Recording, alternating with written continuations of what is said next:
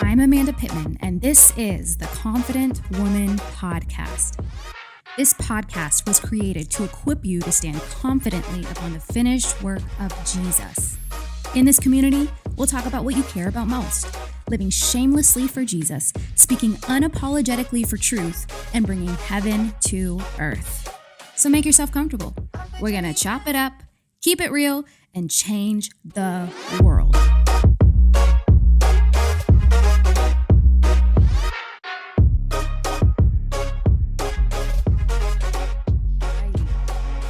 Hello, everyone, and welcome back to the Confident Woman Podcast. Today, we're going to be talking about slow growth in an overachieving world. Man, this world is just, there's so much pressure on us. There's so much pressure for us to be perfect, so much pressure for us to perform. And I wouldn't consider myself like a perfectionist or having perfectionistic tendencies, unless it comes to like video editing or something really creative. I like that. I will go ham on graphic design, but I will say that I grew up being quite a bit of a performer. And so this idea of overachieving is definitely something that has been pervasive in my life. And I definitely feel the pressure from time to time. And I get questions about it all the time. And so I thought, what better than to have a guest on that has really honed in on the topic of having slow growth in this overachieving world. And so I am not by myself. I am joined by my beautiful guest, Mary Marantz. Mary, welcome to the show. Oh, Amanda, thank you so much for having me. We just had you on my show not too long ago, and I just fell in love with you. I think I told you at the end, you are the real deal. I think you're incredible. And so I've been looking forward to this ever since. Oh, I have too. I met her. I was on her show and I just loved her personality. There's just an authenticity that you don't always get, I've met a lot of people, done a lot of podcast interviews, and there's just, when you get something genuine, you value that, and so I've been looking forward to this conversation. But many of you who listen to our podcast may not know Mary. So let me introduce her. Mary Marantz is a Yale Law School graduate and the first in her immediate family to go to college. She's the author of the book Dirt, about growing up in West Virginia, and the host of the Mary Marantz Show. And she also has another book coming out called Slow Growth Equals Strong Roots. And whenever her show debuted, it debuted in the iTunes Top 200 podcast list. And her writing has been featured by Business Insider, Thrive Global, MSN, Bustle, and Brit & Co. Mary, it sounds like you're quite an accomplished person. Well, I always like to say, they always say, like, you think you're writing a book that's going to help other people, but really you're writing the book that you need. Right. And I spent 40 plus years researching this book, like doing the field notes, fields research, just by living a life of trying to overachieve my way into feeling like enough, trying to feel like, okay, now I'm safe. Now I'm safe from running from this story. In my life, it had to come through a series of events until I came to the end of myself and I said, I can't do this anymore. That's right. Did you have a moment like that in your life? Yeah, I love that you use that phrase, end of myself. A really cool thing about those two books that a lot of people don't realize is that one of the very last passages of Dirt that I thought was like wrapping up this journey, this making peace with your past A to B journey I was on, it actually, as soon as I turned that book in, God revealed to me that passage was actually going to kick off the second book. And there's this thing called the hero's journey, there's this point of no return where you've come too far to go back, but you still have much further to go before you get here where you're really ultimately going for it, which is honestly to make your way back home a changed person.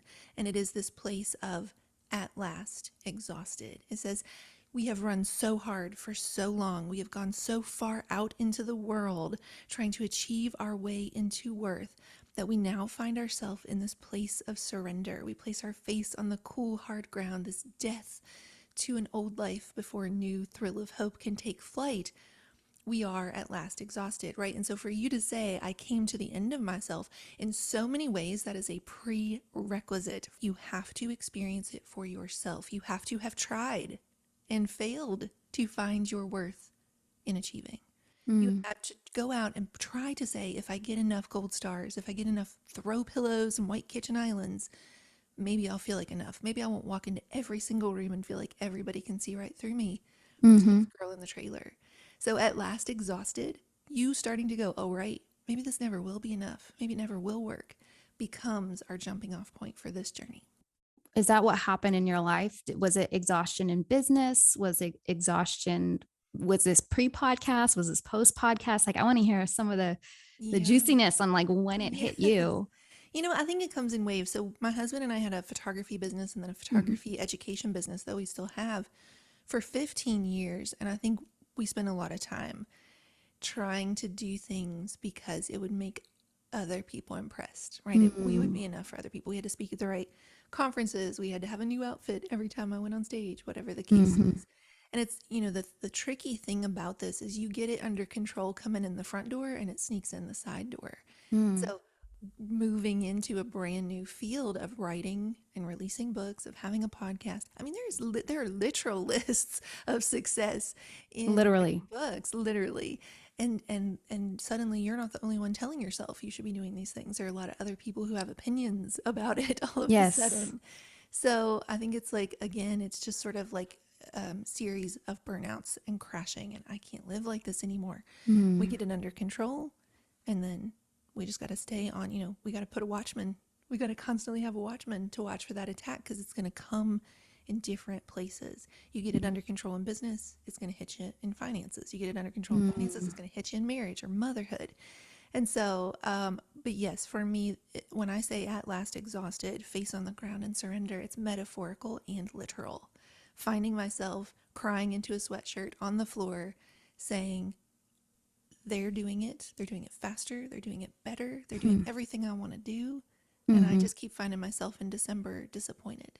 Mm-hmm. And so yeah, it's, you know, I think you have to reach the end of yourself. You have to have a death to self before this new life can begin. I appreciate that so much for a few reasons. One, because I just picked up gardening this year and I've fallen in love with it. Nice. And, I just went to the plant store this morning with my mom and just had the best time. I love it. It brings me so much joy. And one of the things that really surprised me that I never realized before was how useful so many things are. I didn't realize that my table scraps were so useful for compost. And, Mm. our old mulch is really good for compost. And for those of you who have no idea what compost is, it's when you just take some organic matter like old food, old vegetables, you can mix it in with like wood chips or anything like that, and it'll decompose. And that decomposition process actually brings out really rich minerals, which creates a beautiful soil that you can add that to your soil and your plants can uptake that, and it has such a powerful purpose.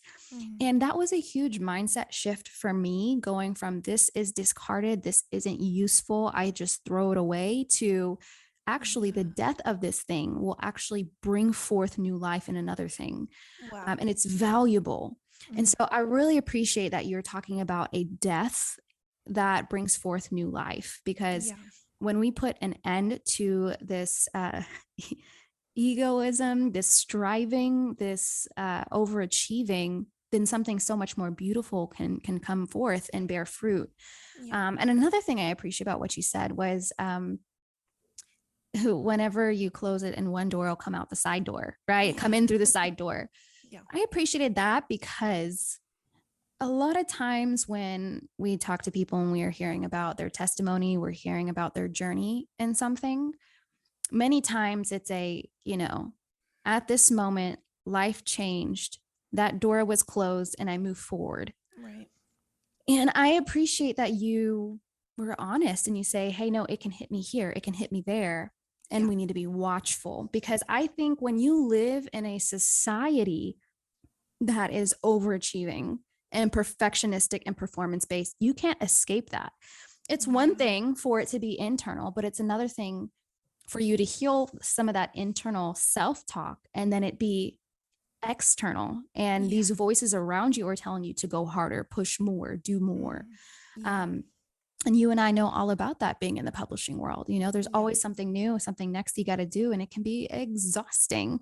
Yes. So, what would you say are some of those things that we can do when one door opens, or, we shut one door and then Hmm. the other one opens? What are some of those things that we can do, like preventatively and also, reactively if it's already open? Yeah. Well, first of all, I just have to like comment a little bit on what you just said there about the compost, because man, that was so beautiful.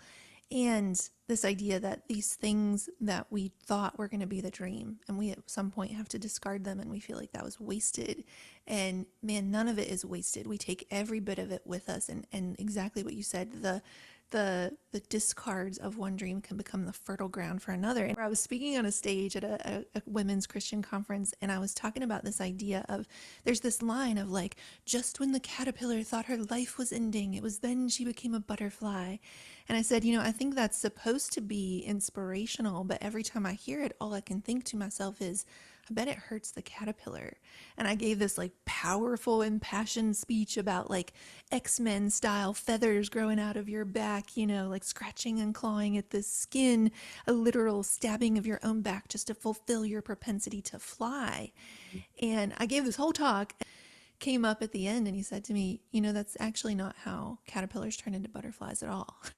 If you were to cut that open in the middle of the process, you wouldn't find a caterpillar with wings. What you would find is it's completely liquefied. It has completely broken apart, disintegrated, decomposed, discarded itself, death to self in order to become a new thing. And it's also actually covered with a tiny shroud in a way that's like, tell me there's not a design here. Tell me there's not a God in this. And Mm-hmm. so just this idea of, we sometimes have to completely be willing to break down a life we have built, the Yeah. only life we've known, the only identity we've known, believing there's something better. Yeah. Absolutely. And can Yeah. I add to that? That is so rich. Thank you for sharing that. And I think one of the things in the natural that I've had to train myself to do is stop throwing things away. Stop Mm, throwing away your banana peel. Stop throwing away your eggshell. Stop throwing away your kitchen scraps. Like, mm, keep it. If it's rotting, keep it. And I think that's another mental shift that we need to create in our lives, is stop throwing away the things that we believe have no more use. It's yeah. not a throwing away, it's a repurposing, Mm, right? And so when you compost something, you're not throwing it away. You're putting it to the side, you're putting it in a pile and you're letting it disintegrate, but there's a purpose in that disintegration. There's a mm, difference between throwing something away, discarding it, and actually letting something turn into to fertile soil. And yeah. so I think in our lives, we have to present it before the Lord and say, God, how can you create purpose out of something that I want to discard? Yes. How can you create purpose out of something that I feel like is completely purposeless? And that's Mm-hmm. exactly what he does in our lives, right? Yeah. There are so many things that we think aren't useful. Like, if our story isn't perfect, then Yeah. it's not useful. Then we can't be used. Yeah. And gosh, that's so far from the truth. What would you Yeah. say to that? First of all, love all of that. And when you were talking, it was reminding me, well, it reminds me, first of all, of the whole premise of Dirt, which, Amanda, by the way, when my book was coming out and people saw the cover and they saw the title, there were a lot of people back home who thought it was going to be this like mudslinging, throw people under the bus, like, let me dish the dirt. Ah, And what it was actually named about is, there's a line that says it always started with dirt. And it's talking about on a micro level with my own story, my dad tracking boots into this single wide trailer I was perpetually trying to clean and decorate into a real house. And every night the dirt would find me again. But hmm, also on a macro, much bigger level, when you think about all of the elements and substances available for God to make his most prized, treasured creation in the form of man, what he chose was the dust of the earth. He breathed mm, life. He had this vapor of his mm. breath